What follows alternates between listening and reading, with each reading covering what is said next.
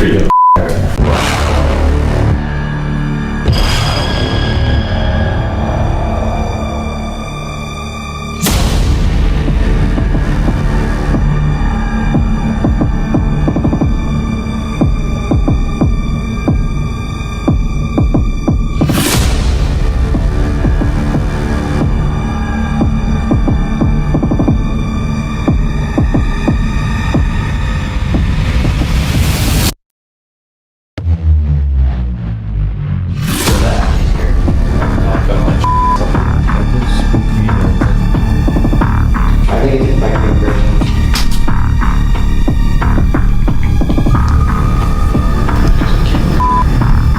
whisper in my voice going, "It's me." So within 3 minutes of each other, we heard "It's me," a ghost walk by the door, the sound of her walking.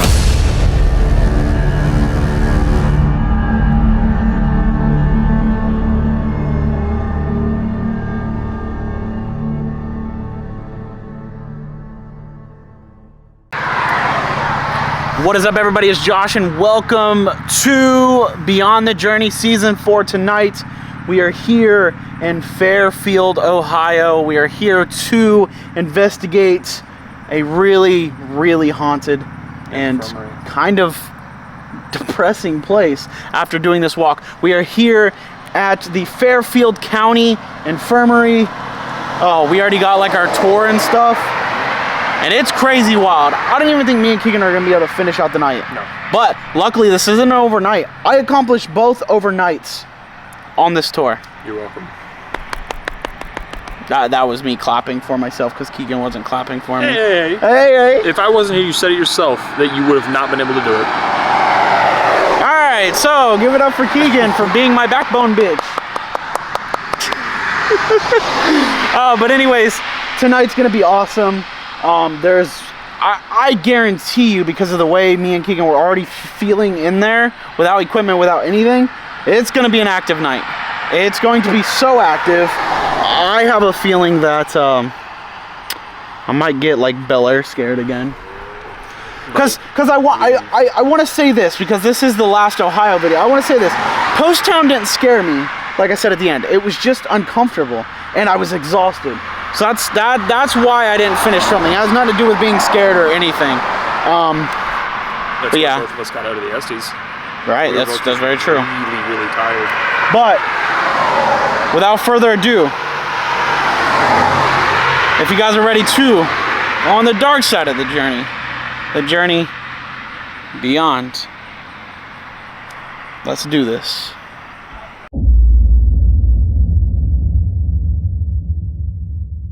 Weird start to the investigation. If you're going to notice, Journey with Josh is not going to be starting the investigation with us.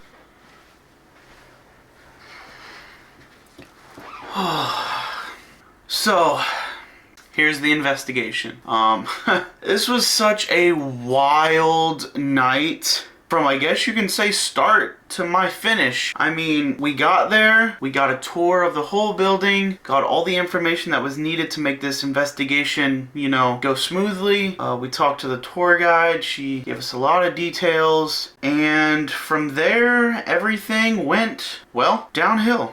So basically after the tour and talking with the tour guide, I really just started feeling uncomfortable, kind of unwanted, like I was going to be attacked if I went back into the building. So that's kind of how it all started, was my feelings were getting the best of me, and mentally I was not in the spot I was in, I mean, just moments beforehand. It was like a 2-minute transition. It was insane. It was so quick. Yeah, let's hop back into Matt kind of explaining what happened.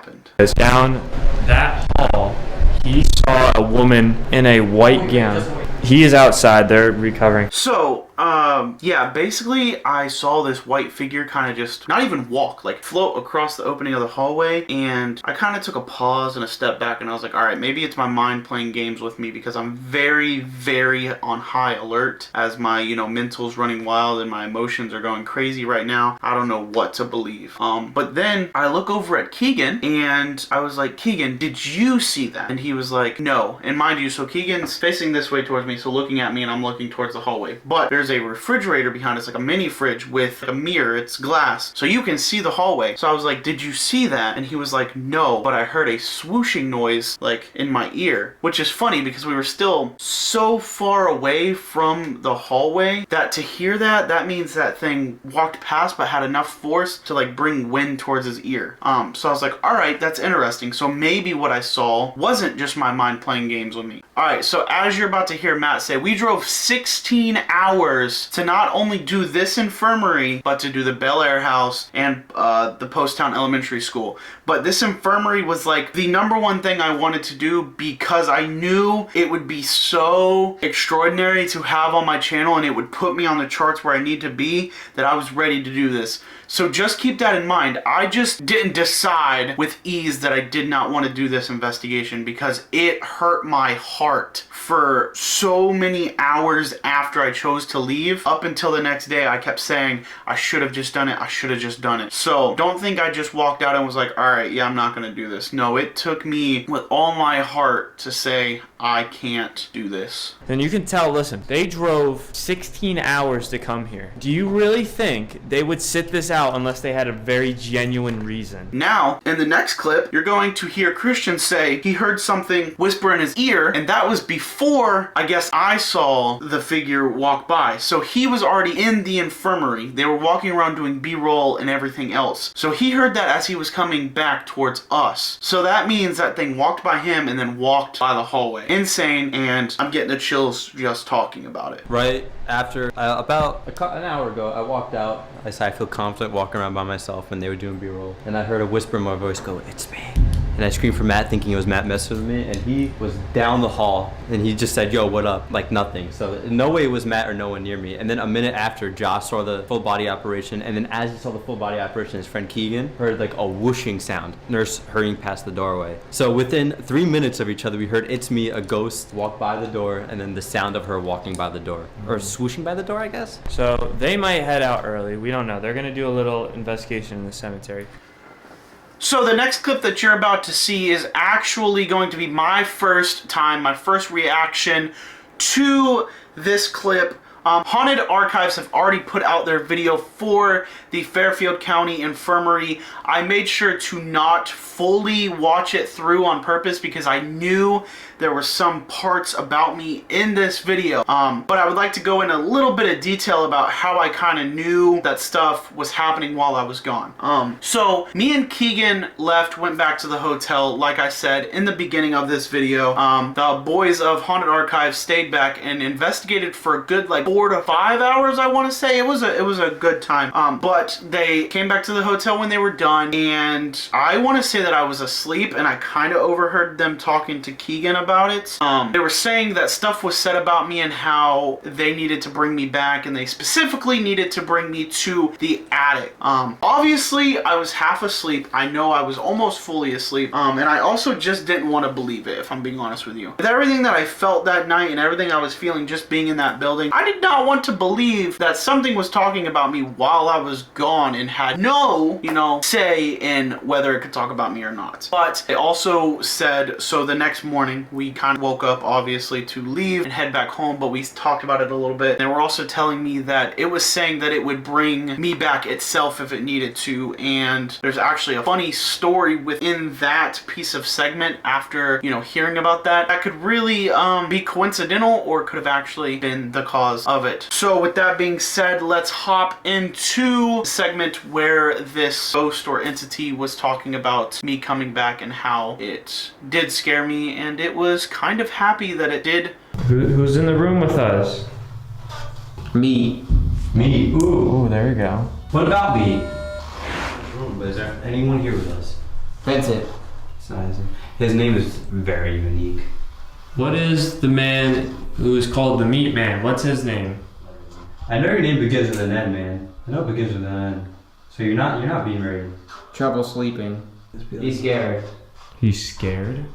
Josh. Okay, hold up right now. Hold up. So the first 3 words that come out of Justin's mouth through the Estes method could have been anything. And those first 3 words right after me is trouble sleeping, scared, and Josh. Now, I did have some trouble sleeping while they were investigating because I did end up going to sleep. I was definitely scared, and well, my name's Josh. I was the only Josh in that building that night.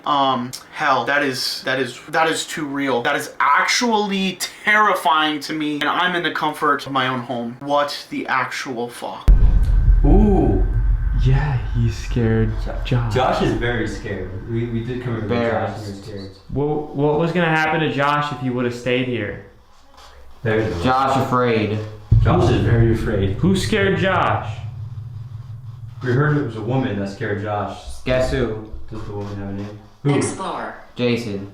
Yeah. Is there Jason here with us? Is there Jason that's been following us? So, it's weird to me that we got like a bunch of men's names because I feel like the entity that I saw walking through the hallway was the thing that actually scared me and didn't want me to be there, because why was I like the only one to see it, right? Like everybody heard it, in some sorts, but why was I the only one to see it, right? And now that I'm really thinking about it, I don't even know if it was actually a like hospital gown that I saw on the person. It could possibly very well be a ripped up dress from the lady who lives up in the attic who supposedly drowned out back, and you can kind of hear her wet, dripping body as she walks up and down the attic floors.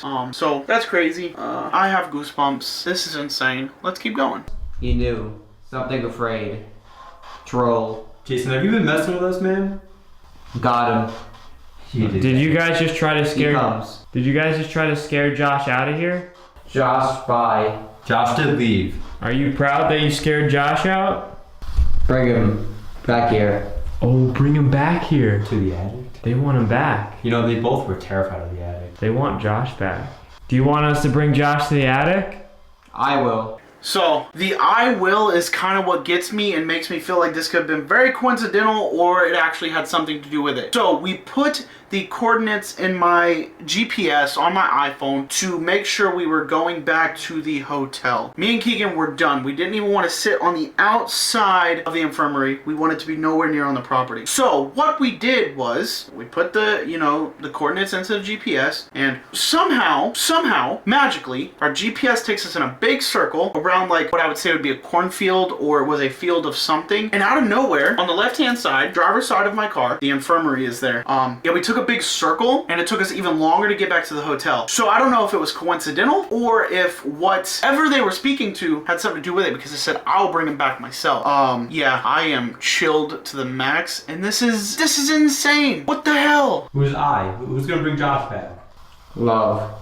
Alrighty, so to finish off this video, you saw that Justin said love. There's actually been a lot that has happened in my life in the past 3 months to do with love, and adding all of this together is insane to me. I tweeted something, I believe it was literally the other day, that I felt as if something from the infirmary has caused most of this bad luck in my life the past few months. And now watching all of this back, it's crazy to me. Like, people talk about this stuff and people talk about how, it happens, and you see it in videos and you see it on TV shows and you just think it's fake. Like, you really do. But then it happens to you in real life and you're like, what the actual hell? This stuff is real life and it is crazy. Everything that happened in this reaction video today is 1000% real, and I truly feel that I have to go back and stay there and talk to and figure out who caused all this trauma for me and didn't want me there. I feel like I just have to get these questions answered really soon, really soon. But I want to hear your guys' thoughts, opinions, anything you may have to say about this video. Do you think it was all just coincidental? Do you think, any of this actually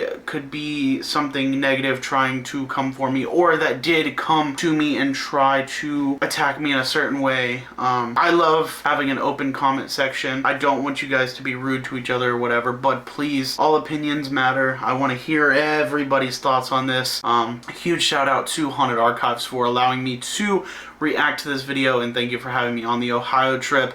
It seems like we may have a lot coming up for another collab in 2024, so I'm so excited. But with that being said, if you guys did enjoy this video, make sure you smash that thumbs up button, and don't forget to subscribe if you haven't already. I'll see y'all on the next journey.